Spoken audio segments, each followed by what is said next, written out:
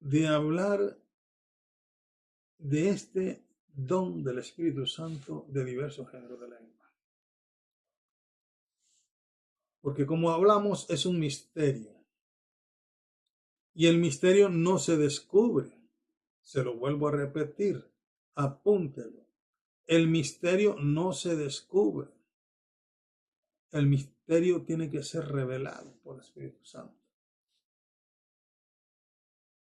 Los hombres teólogos tienen un alcance gigantesco para investigar textos, contextos colaterales, figuras retóricas, y cuántas cosas utilizan de la hermenéutica, pero no pueden jamás descubrir por revelación lo que el Espíritu Santo. ¿Por qué motivo están los diversos géneros de lengua? Pues el texto dice, pero el que habla en lenguas no habla a los hombres.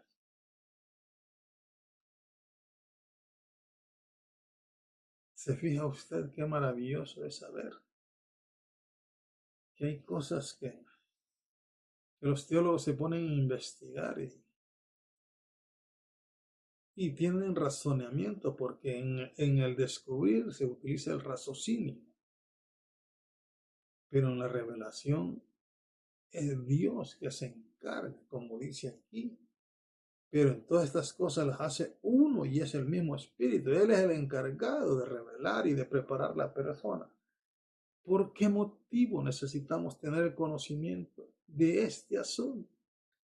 Porque estamos de acuerdo que los teólogos estén señalando las malas administraciones que se hacen, tantos en las iglesias como muchos evangelistas, y uno de los más locos que hay directamente, así hablando con la palabra para entender, son los puertorriqueños, unos llamados rabacucos. Dios mío, da lástima ver la ignorancia de estos hombres, jóvenes de toda clase.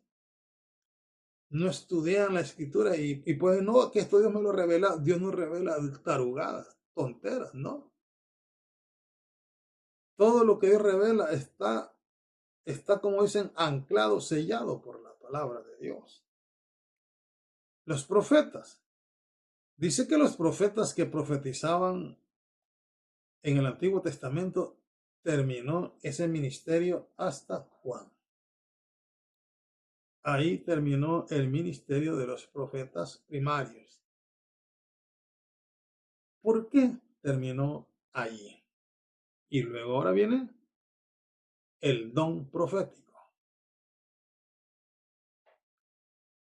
Los profetas que salen en canales de YouTube salen hablando palabras imaginarias que la gente, si no lee la palabra, no se da cuenta. Dice que son videntes, que el profeta debe tener don de liberación, el profeta tiene que tener don de sanidad. Y la escritura aquí está estipulado qué es lo que debe, quién es el que da. No es porque un profeta diga que un profeta debe tener eso, no. El profeta del Antiguo Testamento, Dios lo utilizaba para traer palabra de exhortación al pueblo de Israel.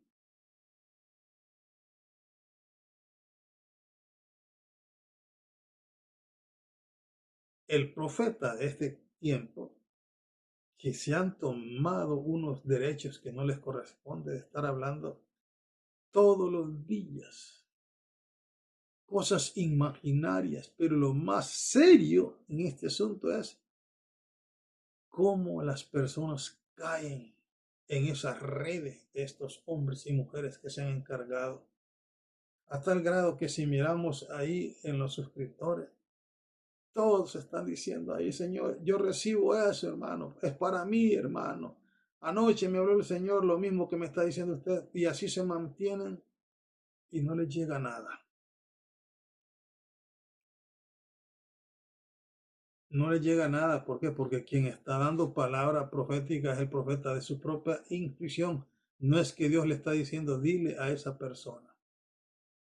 Sabe que si Dios le habla a un profeta en un canal de YouTube, le da el nombre completo y de la nación y le dice el nombre.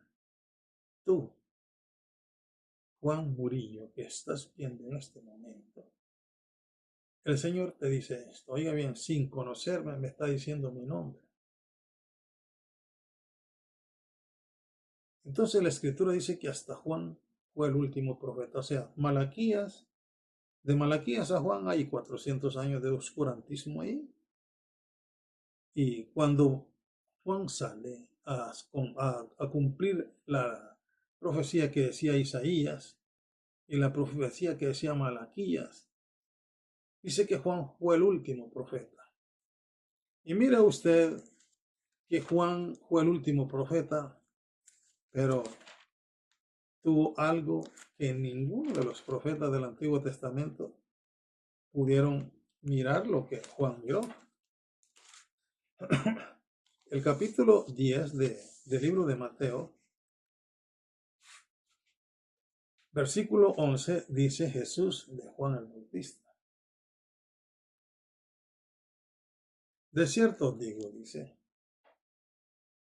entre los que nacen de mujer, oiga bien, no se ha levantado otro mayor que Juan el Bautista, pero el más pequeño en el reino de los cielos, mayor es que él. ¿Sabe por qué? Porque Juan no murió en Cristo. Juan murió en la ley.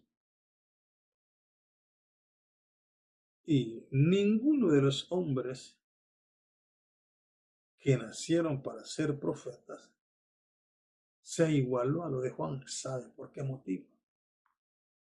Porque Juan profetizó de alguien que venía, pero también lo miró.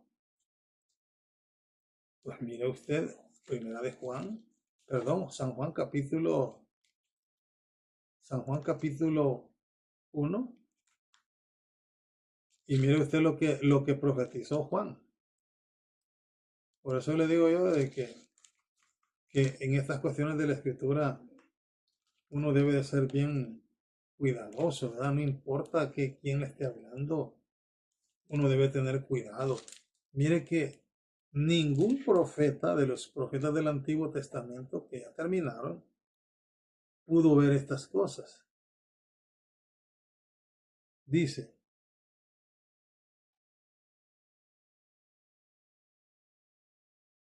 Juan le respondió, dice el versículo 26 del capítulo 1 de San Juan, yo bautizo con agua,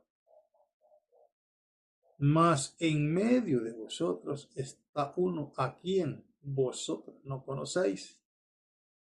Este es el que viene después de mí, el que es antes de mí, del cual yo no soy digno de desatar las correas del calzado.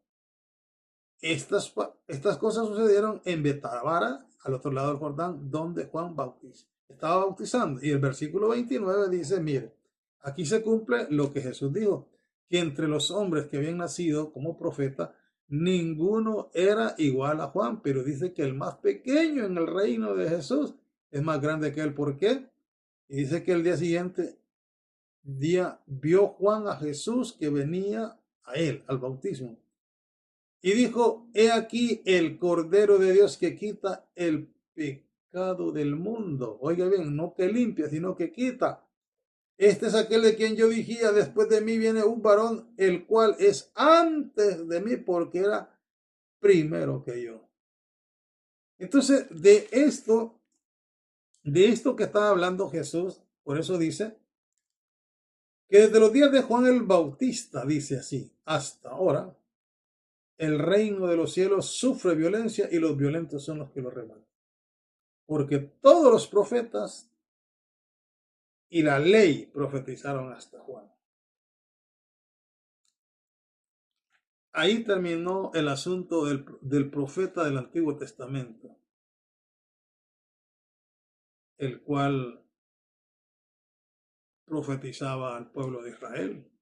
Pero ahora tenemos en el capítulo 12, mira usted aquí, el versículo 10 de Primera de Corintios, capítulo 12. A otro al hacer milagros, a otro profecía. Miren que aquí no está diciendo a otro profeta, sino profeta. Pero ya el capítulo 14 de Primera de Corintios siempre, Pablo está hablando a los profetas. También dice aquí, el versículo, el versículo 29. Asimismo, los profetas hablen dos o tres y los demás juzguen. Entonces, el profeta de hoy dentro de la congregación en la iglesia está para tres cosas: para edificar, para exhortar y para consolar. Ese es el trabajo. No es para que estén abriendo canales de YouTube para estar profetizando mentiras que salen de la mente de ellos, lo cual Dios no tiene nada que ver con eso que está diciendo esa persona. Por eso es necesario tener estos conocimientos